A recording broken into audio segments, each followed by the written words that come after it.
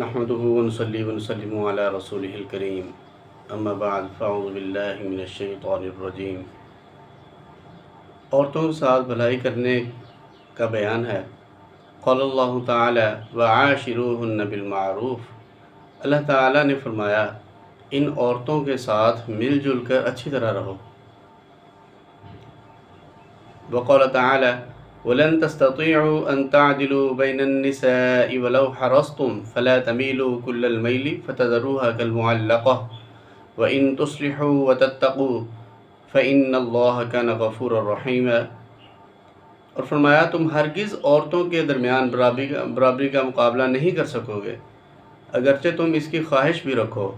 بس تم اپنے اختیار سے کسی ایک ہی بیوی کی طرف ہر طرح نہ جھک پڑو کہ دوسری طرف لٹکتا ہوا چھوڑ دو، اور اگر اصلاح کرتے اور اللہ سے ڈرتے رہو،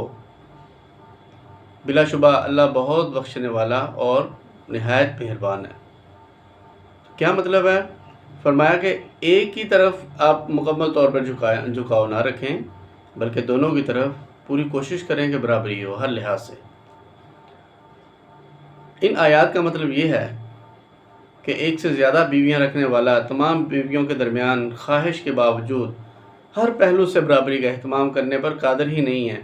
اس لیے کہ اگر ظاہری طور پر وہ باری باری ہر بیوی کے ساتھ ایک ایک رات گزارے،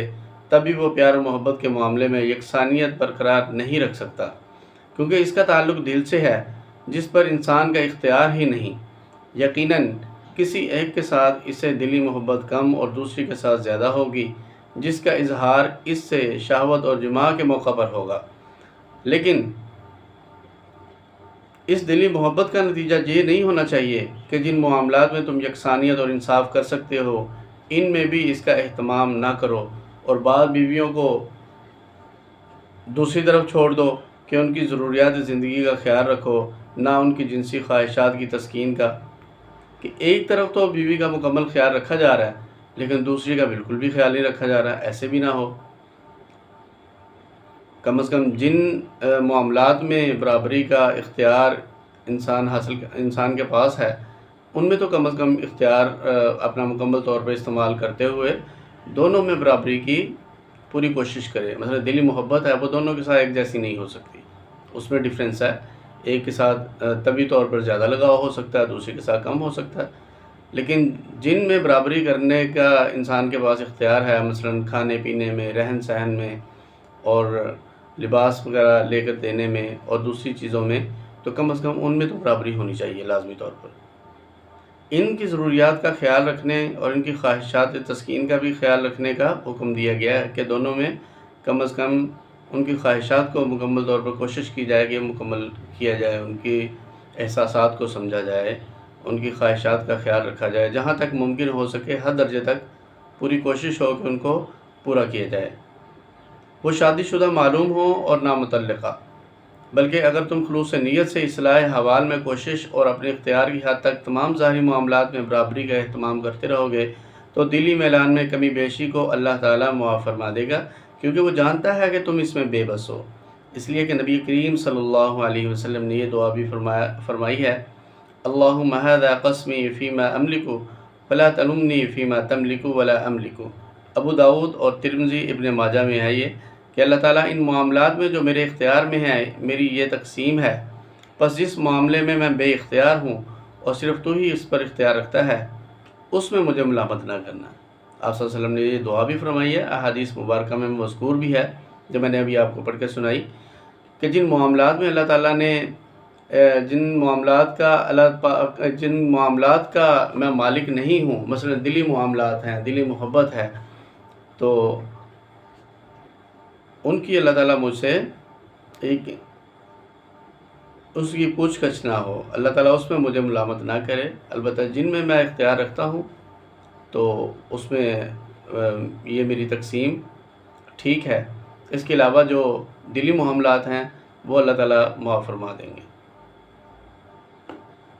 حضرت ابو ہریرہ رضی اللہ تعالیٰ عنہ سے روایت ہے، رسول اللہ صلی اللہ علیہ وسلم نے فرمایا، عورتوں کے ساتھ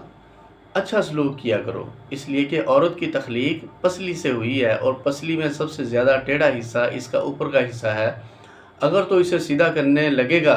کوشش بھی کرے گا تو اسے توڑ بیٹھے گا، اور اگر اسے جوڑے گا چھوڑے گا تو وہ اگر اس ٹیڑھی کے پسلی کے اس ٹیڑھے حصے کو اگر انسان کہے کہ میں اس کو سیدھا کر دوں تو یہ ممکن نہیں ہے، تو اسے توڑ بیٹھے گا۔ اگر سیدھا کرنے کی بھی کوشش کرے گا تو کیا کرے گا؟ اسے توڑ بیٹھے گا، اور اگر اسے چھوڑے گا تو وہ ٹیڑھی ہی رہے گی۔ بس تم عورتوں کا خیال رکھا کرو۔ بخاری اور مسلم میں یہ روایت ہے۔ یہ بہت اللہ تبارک و تعالیٰ کا، یہ آپ صلی اللہ علیہ وسلم نے یہ فرمایا کہ یہ ٹیڑھی پسلی سے پیدا ہوئی ہے،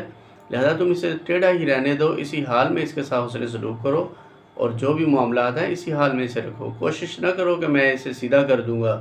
میں اس کو یہ کر دوں گا، اور اس طرح کے معاملات میں وہ کبھی بھی نہیں سدھر سکتی۔ ہمیشہ اخلاقیات کے ساتھ، ترغیبات کے ساتھ عورت کو پیار اور محبت کے ساتھ بہت سارے کام لیے جا سکتے ہیں، نہ کہ زبردستی اور سختی کے ساتھ۔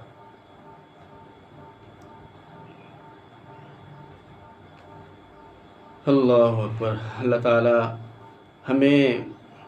عورتوں کے بارے میں جو آپ صلی اللہ علیہ وسلم کی احادیث مبارکہ ہیں اور جو وصیتیں کی گئی ہیں،